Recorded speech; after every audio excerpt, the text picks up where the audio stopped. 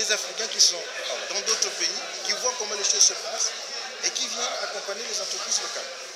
C'est en cela qu'a apporté mon intervention, parce que ce que j'ai réalisé au Congo, je le fais au Sénégal.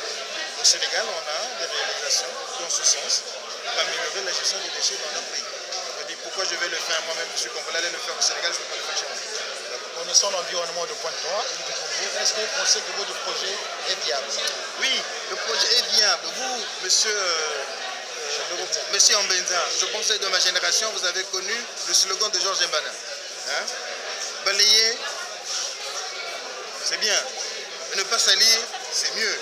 Donc si nous tous, Congolais, je vous rappelle plus ou moins aux articles de Pionnier, si on se souvient encore de ces articles-là, le Pionnier est un militant conscient et efficace de la jeunesse. Dans tous ses actes, il obéit aux actes. Parti, même si ce n'est que parti. Mais le Pionnier respecte la nature.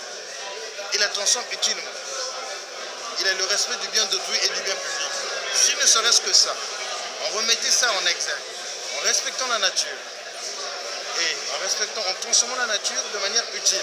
Je pense que chacun de nous ne se permettrait plus de jeter les déchets comme on le fait. Parce que le problème, ce ne sont pas les autres, ce sont nos propres déchets. Ce ne sont pas les déchets de l'État, ce sont les déchets de nous tous. Si chacun de nous s'imposait cette discipline-là, ne balayer que ne serait-ce que devant sa façade. Quand nous étions petits, on nous obligeait de balayer toute la rue, toute la longueur de la façade. On faisait des opérations salongo. Maintenant, on ne sait plus le faire. Les caniveaux, on se plaint, il y a des moustiques qui sont transformés en des habitats moustiques. Mais qui jette les ordures dans les caniveaux? Ce n'est pas l'État, ce n'est pas le gouvernement, mais c'est nous-mêmes. Donc si on pouvait s'imposer, chacun à sa place, cette discipline, en remettant ce que nous avions connu, parce que nous, on nous a élevés dans cette discipline-là, je pense qu'on peut commencer à régler ce problème. Et avec le cluster, en plus le cluster c'est porté par des Congolais qui ont connu ça. Mais il sera même de les dire, écoutez, si vous voulez qu'on vienne collecter chez vous, commencez par être propre. Oui, quelle est la relation qui va exister entre ce cluster et les autorités municipales, parce que vous évoluez dans une localité? Est-ce que l'apport de l'État ou bien de la collectivité n'est pas important pour la réussite? L'apport de la collectivité est toujours important. On ne peut pas aujourd'hui aller collecter les déchets d'une collectivité sans pourtant qu'on ait l'aval. Moi, je prends un exemple simple. Je ne peux pas venir semer des désordres dans votre maison si vous n'ouvrez pas la maison.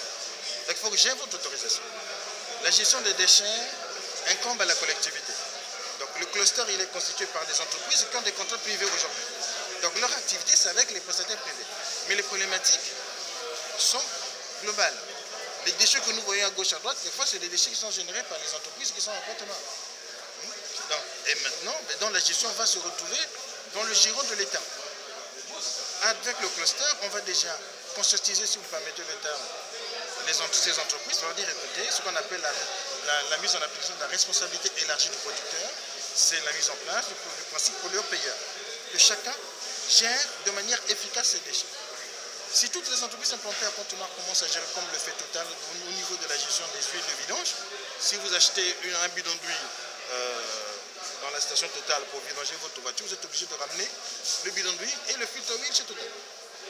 Si chaque entreprise pouvait appliquer cela, je pense, même si on ne pourrait pas éradiquer tous les déchets, mais ça participerait à l'éradication minimale de ces déchets-là.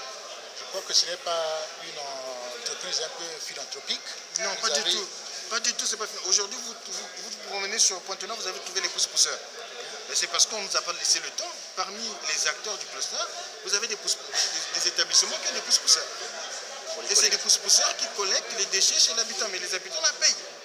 Maintenant, si on pouvait partir de ce modèle, donc une gestion participative de déchets, celui qui paye, on vient collecter ses déchets. Sauf que le pousse-pousseur, quand il collecte, il va les déposer où? Dans la rue à côté.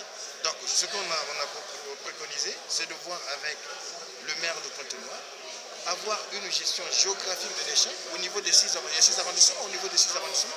Dans chaque arrondissement, avoir une antenne, un relais, qui permettait de recueillir tous les déchets produits à l'échelle de l'arrondissement, en plus, pour que ces déchets-là soient évacués au centre de traitement, même si aujourd'hui, c'est des décharges qui sont exploitées de manière sauvage, on n'en a que ça pour l'instant. Donc, on va se contenter de ça, mais tout en pensant qu'on va les améliorer. L'amélioration, ça nécessite des moyens, mais ces moyens, il faut que les gens payent. Les gens à qui on demande de l'argent pour qu'on aille évacuer leurs déchets, on va leur dire, écoutez, aujourd'hui, vous payez seulement l'évacuation de la poubelle vers le dépôt sauvage qui est à côté. Mais demain, on va augmenter de 1000 francs ou bien de 50, de 500 francs votre abonnement parce qu'on doit intégrer le coût du traitement. La personne va payer parce qu'elle est habituée à payer. Selon vos études, votre cluster peut utiliser combien d'argent et que peut gagner le Congolais qui travaille dans votre cluster? Ah non, aujourd'hui, je ne peux pas vous répondre à cela parce que aujourd'hui, le cluster a des contrats privés. C'est une société privée, quand elle répond c'est parce qu'elle a un bénéfice à faire. Elle ne travaille pas à perte. Mais quand on va, demain, si le gouvernement souhaiterait qu'on fasse la même chose pour la gestion des déchets ménagers, déchets urbains, on va s'asseoir, on va dire, mais voilà ce qui est possible de faire, on a des solutions. On peut vous les proposer, mais il faut que le gouvernement donne son aval. Donc, comme je vous ai dit, l'exemple, on ne peut pas venir semer le désordre chez vous si vous ne donnez pas l'autorisation. Mais tout est possible, tout est fait. Ça se fait dans d'autres pays, aussi des Africains, ça se fait. Pourquoi ça ne se ferait pas chez nous? Parce que le Congolais est plus bête que les autres? Hein? Non. Et on n'est pas né bête.